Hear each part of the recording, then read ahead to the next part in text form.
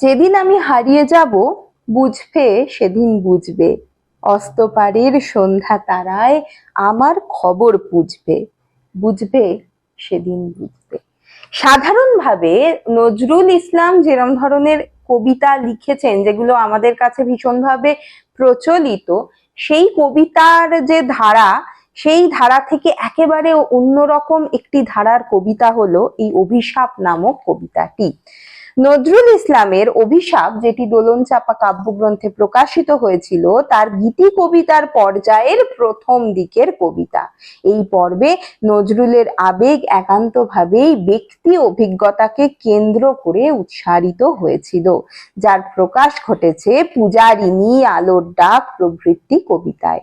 আজকে আমাদের আলোচ্য কবিতার নাম অভিশাপ। এর মর্মস্থলেও কিন্তু এই প্রেম ভাবনা উপস্থিত, মানে প্রেম ভাবনার উপস্থিতি আমরা লক্ষ্য করতে পারি। তবে কেবলই প্রেম নয়, কবিতার সঙ্গে যুক্ত হয়েছে বেদনা এবং প্রবল অভিমান। এই পুরো বিষয়টা, কবিতার মূল বিষয়বস্তু কি সেটি জানতে ভিডিওটি শেষ অবধি দেখবার অনুরোধ রইল। তবে এক্ষেত্রেও আজকে আমি বলে দিই, আগের দিনের মতো এটিও খুব বড় কবিতা, পংক্তি ধরে আলোচনা করার মূলত প্রয়োজন নেই, কারণ কবিতাটি খুব সহজ। আশা করব তোমরা যারা পড়াশোনার জন্য এই পর্বটি শুনছো, তারা আগে কবিতাটি একবার পাঠ করে নিয়ে তারপর এই আলোচনা শুনবে।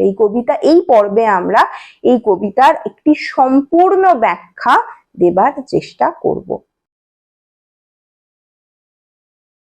দোলন চাপা কাব্যগ্রন্থের কবিতাগুলিতে প্রেম, সম্পর্ক এবং কবির বিভিন্ন মানসিকতা ধরা পড়েছে। এই কাব্যগুলির রচনার পিছনে নজরুলের ব্যক্তিগত জীবনের প্রেম ঘটিত সম্পর্কের যে টানাপোড়েন, সেটাও কিন্তু কাজ করেছিল। বলা হয়ে থাকে, কবির প্রণয়িনী কুমিল্লাবাসী প্রমীলা সেনগুপ্তের সঙ্গে বিয়ের অনিশ্চয়তার ফলে কবির মনে তৈরি হওয়া প্রেম সুলভ সংশয় ও উৎকণ্ঠার প্রকাশ পরিষ্কারভাবে ধরা পড়েছিল এই অভিশাপ নামক কবিতাটিতে। অভিশাপ কবিতায় নজরুল তার প্রিয়ার প্রতি অভিশাপ বর্ষণ করছেন। সত্যি কি তাই? যদিও একে যথার্থভাবে অভিশাপ বলা যায় না, কারণ অভিশাপের মধ্যে দিয়ে অভিশাপ দাতার এক অনিষ্ট কামনার বিষয় থাকে। যাকে অভিশাপ দিচ্ছে তার একটা অনিষ্ট হবে, এরকম একটা চিন্তা ভাবনা যে অভিশাপ দিচ্ছে তার মনে থাকে। কিন্তু আলোচ্য কবিতায় আমরা তা দেখতে পাই না, বরং একে অভিশাপ না বলে নিবিড় ভালোবাসার প্রগাঢ় অভিমান বলা যেতে পারে। অভিশাপ কবিতায় উপেক্ষিত প্রেমিক এই মর্ত মমতা মধুর পৃথিবী থেকে হারিয়ে গেলে প্রেমিকা কিভাবে বেদনার্ত হবে, সেইটাই কবি ছন্দবদ্ধ ভাষায় তার রূপায়ণ ঘটিয়েছেন। প্রেমিক যেদিন এই পৃথিবী থেকে বিদায় গ্রহণ করবে, সেদিন সে হারিয়ে যাবে কোনো এক অজানা লোকে। তখন প্রেমিকা অস্তপারের সন্ধ্যা তারার কাছে তার সংবাদ জানতে চাইবে। তার ছবি বুকে পাগল হবে সেই ক্রন্দনরতা প্রিয়া। সাগর আকাশ বাতাস চিরে তখন প্রেমিককে সে খুঁজবে। ঠিক সেই দিনই তার মর্ম সে নারী, সে প্রিয়া বুঝতে পারবে। যেদিন নিশীথ রাতে প্রেমিকের স্মৃতি চমকিত হয়ে উঠবে, কিন্তু সে তাকে তার কাছে পাবে না। শূন্য শয্যা স্পর্শ করে প্রেমিকার হৃদয় কান্নায় ভেঙে পড়বে। সেদিনই প্রেমিকা প্রেমিকের বিরহ বেদনা উপলব্ধি করতে পারবে। প্রেমিকের শেখানো গান গাইতে গিয়ে প্রেমিকার চিত্ত আকুল হবে। বিরামহীন ছয় ঋতুর নৃত্য ছন্দের আবর্তনে শরতের আবির্ভাব যখন প্রেমিকের আঙিনা ভরা থাকবে, তখন সেই ফুলের মালা গাঁথতে গিয়ে প্রেমিকা কম্পিত হবে বিচ্ছেদ বেদনার স্পন্দনে। শিউলি ফুলে আবৃত প্রেমিকের সমাধি প্রেমিকাকে চির বিরহানলে দগ্ধ করবে। আশ্বিনের হাওয়ায় ভরা শিশির ছেঁচা রাত্রিতে প্রেমিকার আত্মীয় বন্ধু সবাই থাকবে না শুধু মরণ পথের যাত্রী, তার ভালোবাসার মানুষটি। প্রেমিকার আপন বাহুবন্ধন আবেগে স্ফুরিত হবে।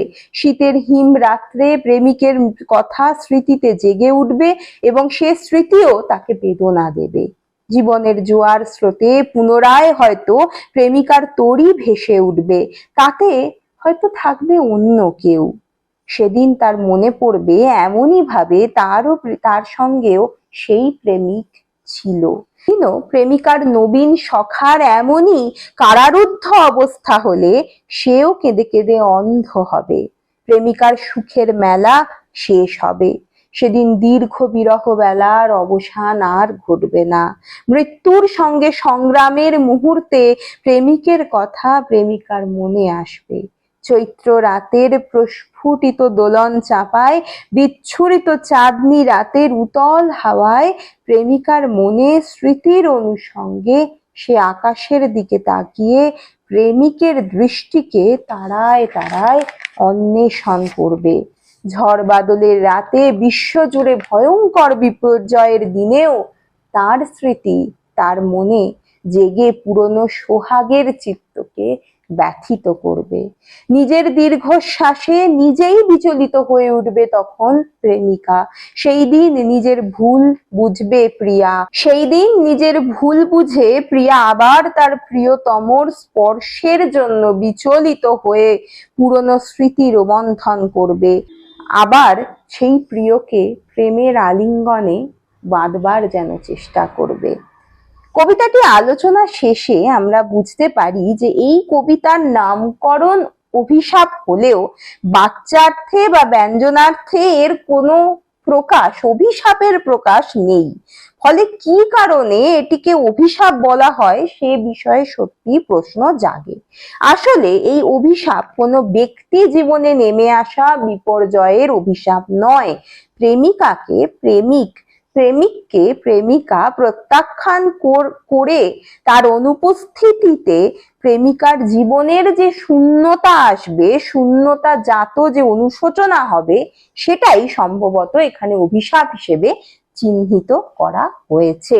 এই কবিতাটি পড়তে পড়তে মনে হয় যেন আমরা যে মঙ্গল কাব্যে 12 মাসা পড়েছিলাম, বা কোনো মানুষ দূরে চলে যাওয়ার পর এই সমস্ত মধ্যযুগীয় কাব্যগুলিতে নারীর যে বিরহ বেদনা, এমনকি রাধার ক্ষেত্রেও আমরা দেখতে পাই, সেইটাই যেন অন্যভাবে নিজের জীবনের সঙ্গে সংযুক্ত করে নজরুল ইসলাম এই অভিশাপ নামক কবিতায় তুলে ধরবার চেষ্টা করেছেন। এই কবিতায় কবি প্রেমিকার কোনো অমঙ্গল বা অনিষ্ট কামনা না করলেও প্রেমিকার চিত্তে জাগ্রত অনুশোচনা, অনুতাপ যে তার কাছে অমঙ্গল বা অনিষ্ট রূপেই দেখা দেবে, সম্ভবত এই চিন্তা থেকেই কবি আলোচ্য কবিতার নাম দিয়েছিলেন অভিশাপ। কবিতাটি ভীষণভাবে রোমান্টিক বিরহ কল্পনার সৌন্দর্যই কিন্তু কবিতাকে আরো সুন্দর করে তুলেছে। খুব সাধারণ কবিতা, খুবই বুঝতে পারা যাবে না এরকম কোনো বিষয়ই নেই কবিতাটিতে। সুন্দর একটি কবিতা। আশা করি আমি গোটা কবিতার একটা ব্যাখ্যা এখানে দিতে পারলাম, যাতে তোমরা নোট লিখবে তাদের বেশ সুবিধা হয়। ভালো লাগলে আমাকে জানাবে। অন্য কিছু বিষয় জানতে হলে সেটাও কমেন্ট করতে পারো, এবং ভালো লাগলে একটা লাইক করে দেবে, আর উৎসাহিত করতে সাবস্ক্রাইব করতে ভুলো না। আজ এই পর্যন্তই। ধন্যবাদ।